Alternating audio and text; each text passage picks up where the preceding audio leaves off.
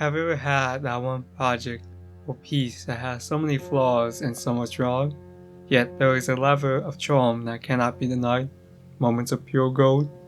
For me, that is a project I once made called The Gangsters, and I would appreciate it if you stuck around and listened to me about it, and if you could like and subscribe. In 2018, 8th grade, I made a project called The Gangsters.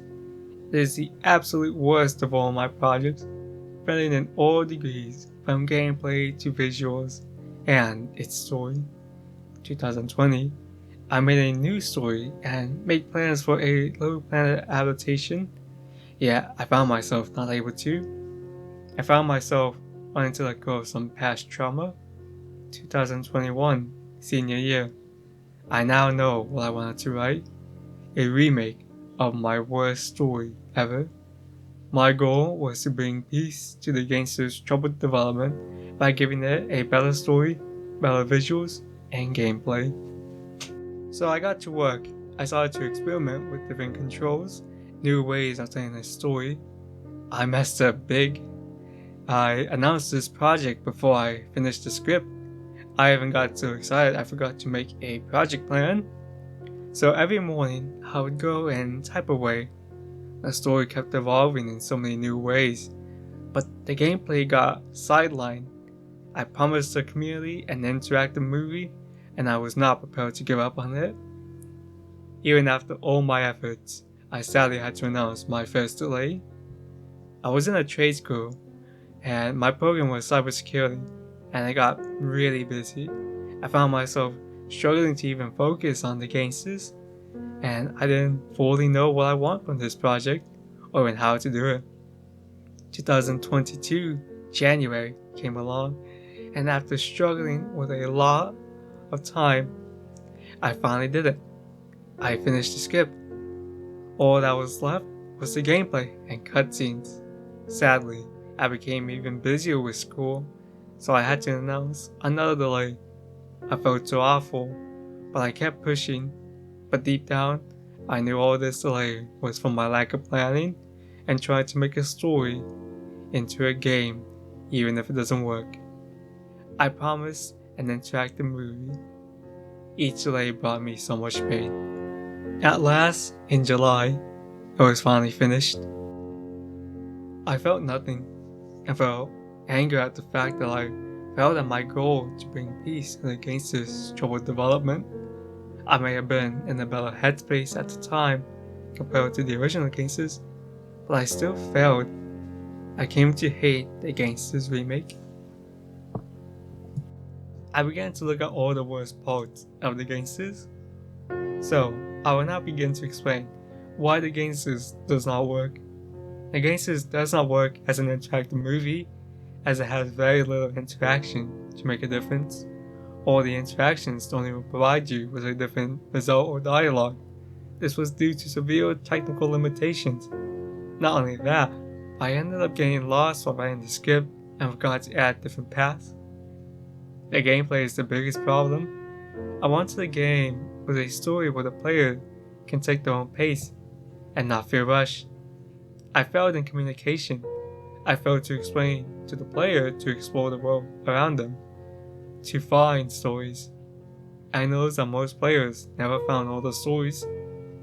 Yet, even if they did, they would find themselves going through very linear stories where certain events can only be triggered after completing a different storyline.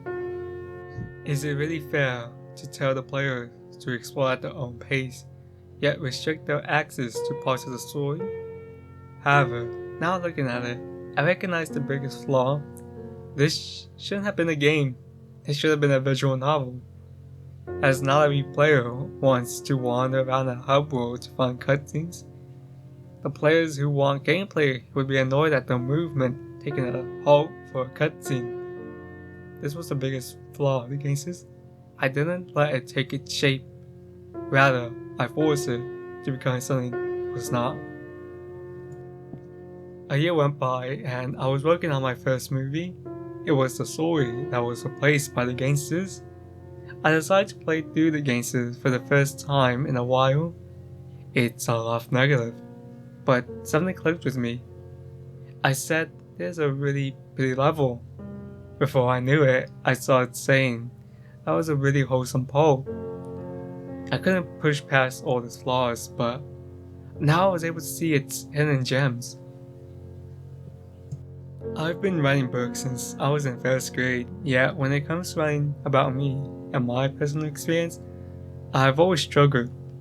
My disappointment with the gangsters blinded me from how much of myself I put into this story, and I got to see how I was able to turn my past trauma into something artistic. This was a lesson I have yet to fully learn. It's true that one's best works comes from one's own experience.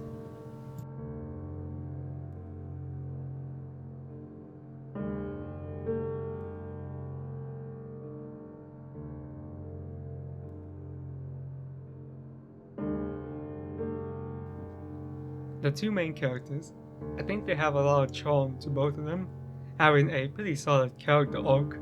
Bill is a closed off individual, learning to open up to others, and Frank is a bit of a wimp who gains the courage to protect the people he cares about. Sadly, the gameplay really hinders their effect. Certain side stories can only be done with one or the other, Bill or Frank. Even more unfortunate, three of these side stories are required to get the true ending, Bill having two required. However, I believe those two are what really build Bill as a character. We get to see Bill having to look back on his past trauma and not running away, but facing it. During the midpoint where Bill wants to be all alone by building the house, we see him reflect on all the times he spent with Frank and Steve. I don't think Bill is an amazing character, but compared to how his arc was in the original Gangsters, it's night and day. To think I was so blinded by my hatred for my own work, and how I kept beating myself up for it.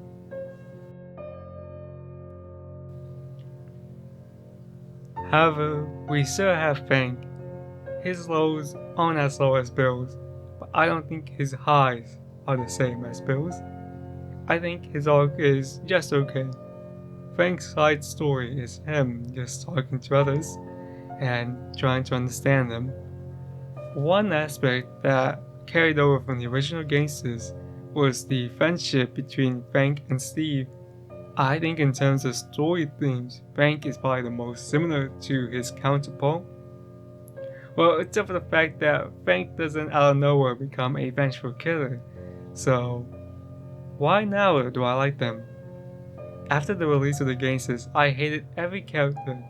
I hated myself because I felt like I learned nothing. But finally I looked back at it and I was able to see, how the original Gangsters was and how forced every character was. And I saw that in this remake, I really did learn from my mistakes. Even if it wasn't perfect, and if it's flawed, it was still growth.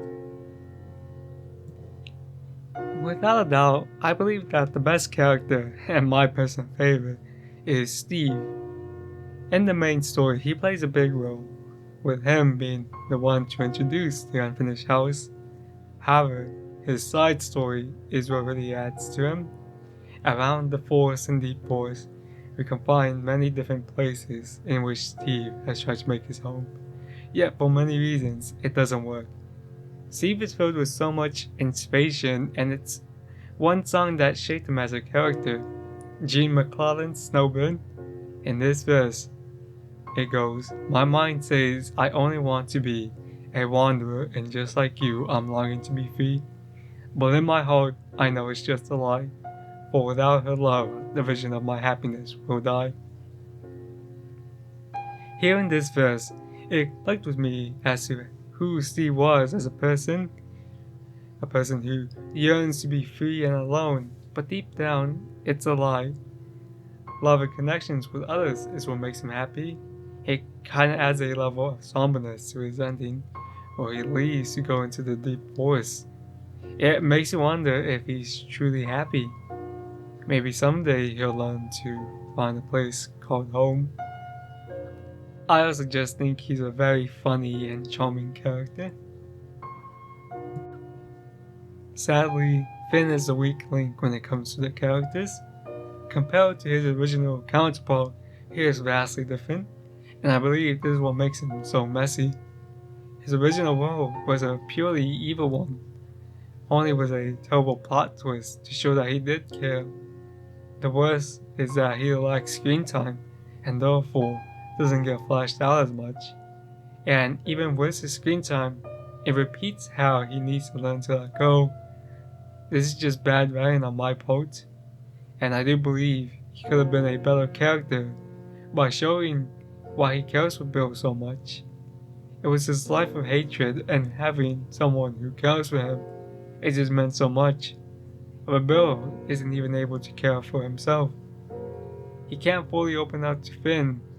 Sadly, history repeats itself in this arc. It does feel pretty rushed, and with him finally being able to let go, it just doesn't feel earned. And you never really get the sense that he did change. This was a weird turn of events while writing.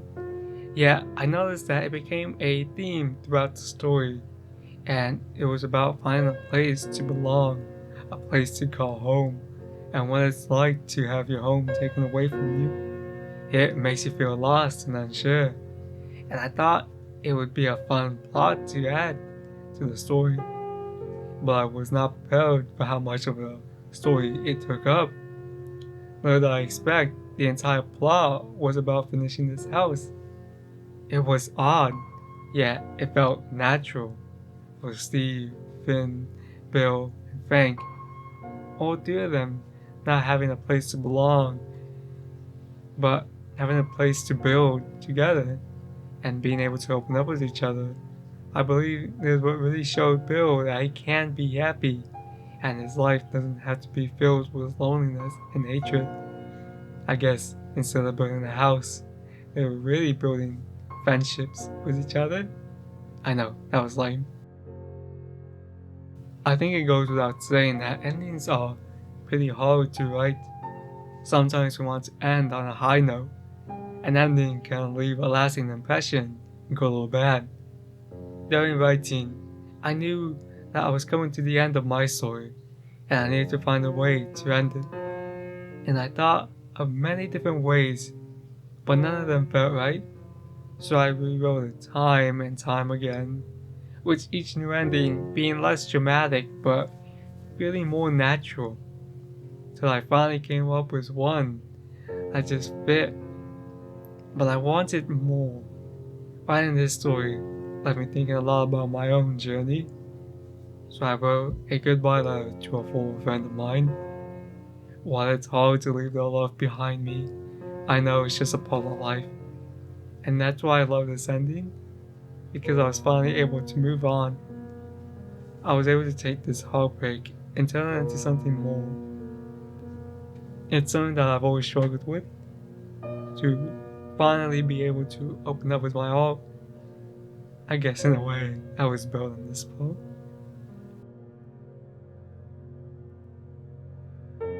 So in the end, what does it all mean? I guess looking back on everything, I found that the Gangsters remake had a lot more positives than I thought. I found that your works can be very flawed, but so long as you see where you came from, you can find some hidden gems waiting to be polished. It makes it all special. I know I will definitely come to the Gangsters again to see what I can finally polish up, new themes to explore, and a new skill to gain. All isn't a steady stream of improvement after improvement. Sometimes we have to look back at our failures and see what we did right and what we did wrong. So, do you have a project like this? Feel free to share it in the comments. And thank you for watching.